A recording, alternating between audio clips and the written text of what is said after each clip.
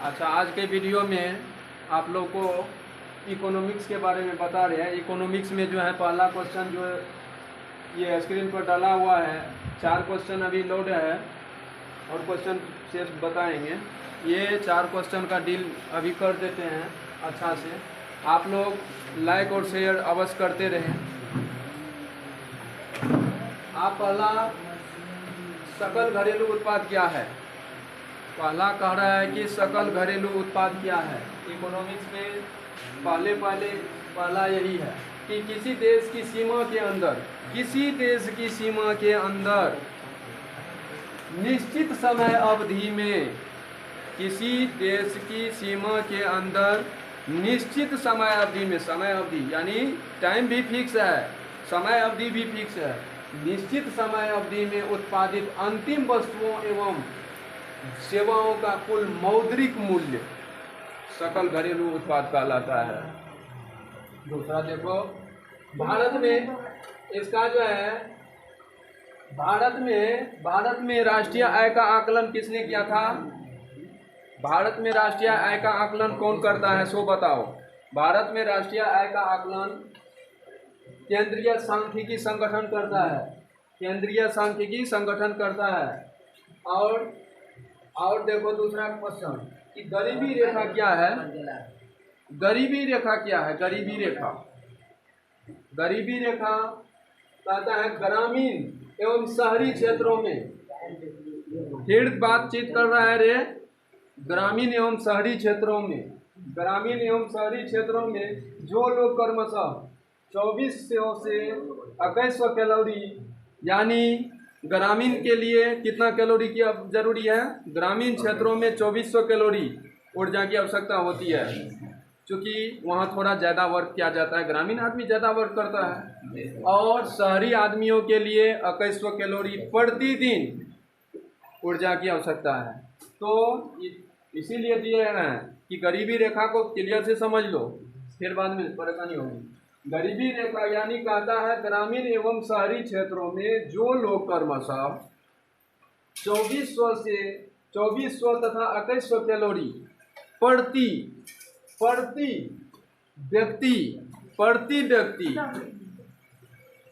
व्यक्ति के हिसाब से उपभोग नहीं कर पाते हैं। बात वही गया, इसको हम संक्षिप्त में पूरा सेट करके लिखा दिए हैं, उसी को डिटेल्स की अभी कि ग्रामीण क्षेत्रों में एक व्यक्ति को कितनी कैलोरी ऊर्जा की आवश्यकता प्रतिदिन पड़ती है सो बताओ।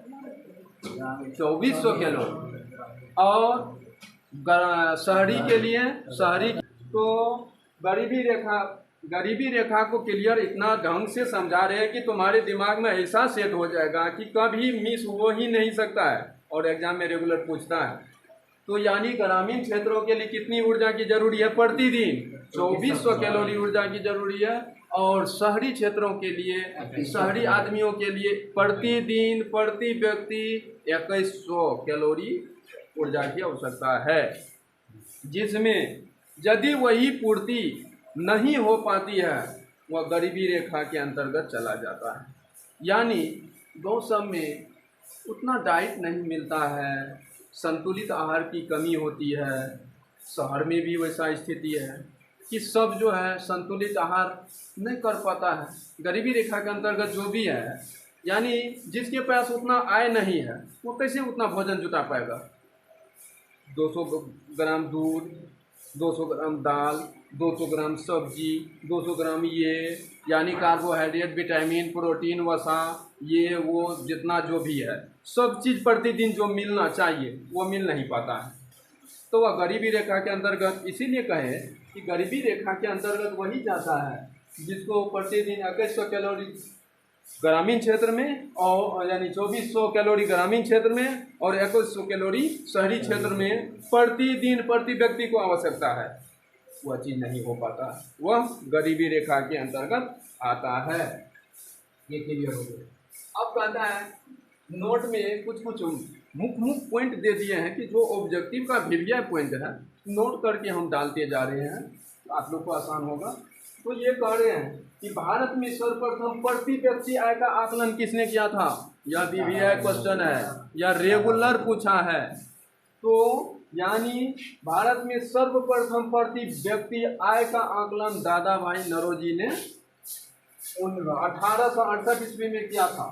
और कहता है, अब तीसरे क्वेश्चन में जाते हैं, सकल राष्ट्रीय उत्पाद क्या है। सकल राष्ट्रीय उत्पाद एक वर्ष में देश के नागरिकों द्वारा, यानी देश के नागरिकों द्वारा एक वर्ष में उत्पादित कुल वस्तुओं तथा सेवाओं के मौद्रिक मूल्य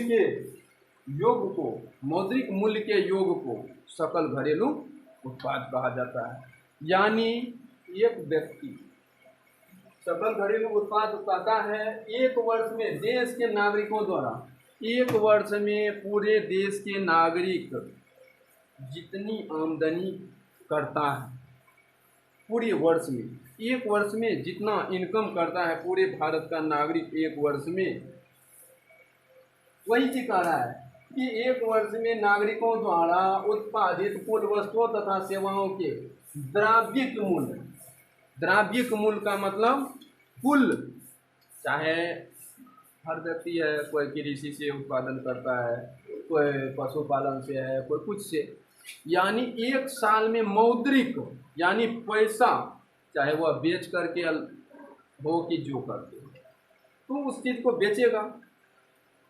जैसे बैंक बैलेंस करता है, कमा के बैंक बैलेंस करता है, एक साल में कितना धन जमा किया, यानी एक एग्जाम्पल के तौर पर हम बताए, मगर हकीकत में जो कह रहा है कि जो भी आप कमाते हैं, चाहे कृषि फसल उत्पादन करते हैं कि मछली पालन करते हैं, या जो भी उत्पादन के माध्यम से जो मौद्रिक मूल्य होता है, द्रव्य मानी पैसा, सब चीज़ को बेच करके एक साल में कितना पैसा पूरे भारतवर्ष का नागरिक स्टॉक कर पाता है, वही क्या कहलाता है, उसका सकल राष्ट्रीय उत्पाद।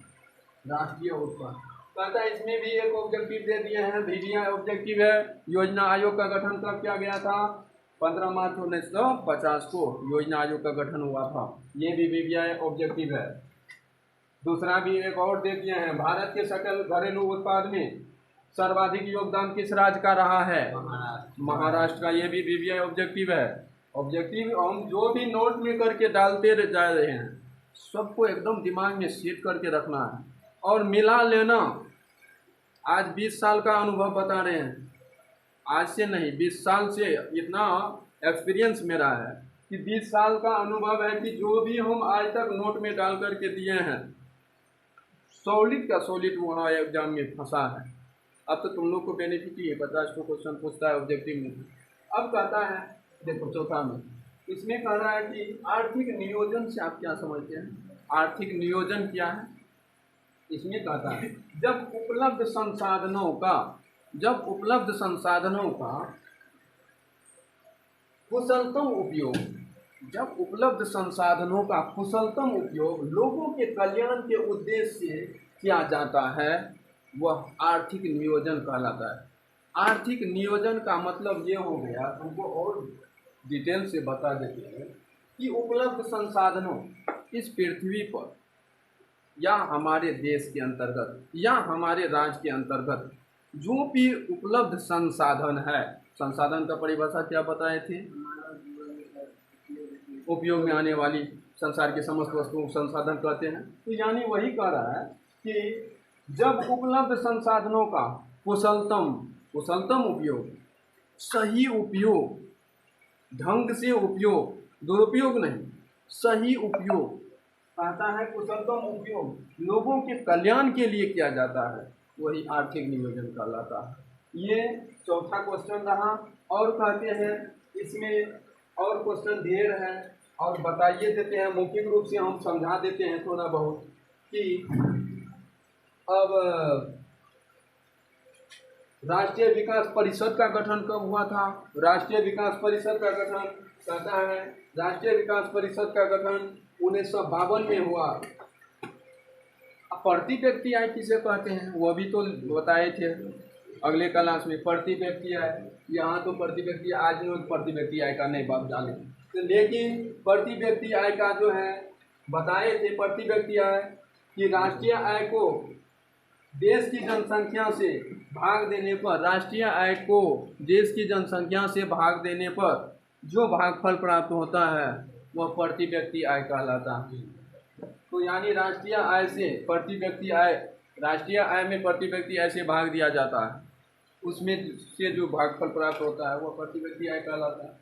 यानी एक व्यक्ति द्वारा एक वर्ष में कितनी वह इनकम कर पाता है, और इन्वेस्टमेंट तो वो खर्च का तो नहीं देखा जो कितना इनकम यानी बचत कितना होता है एक व्यक्ति द्वारा एक वर्ष में जो बचत होता है तो उसका प्रति व्यक्ति आय कहलाता है। उसी को हम डिटेल्स में दिए हैं कि राष्ट्रीय आय को देश की जनसंख्या से भाग देने पर जो भागफल प्राप्त होता है वह प्रति व्यक्ति आय कहलाता है। अब ये सबसे बड़ा वीवीआई पॉइंट है, इसको जो है बता रहे हैं।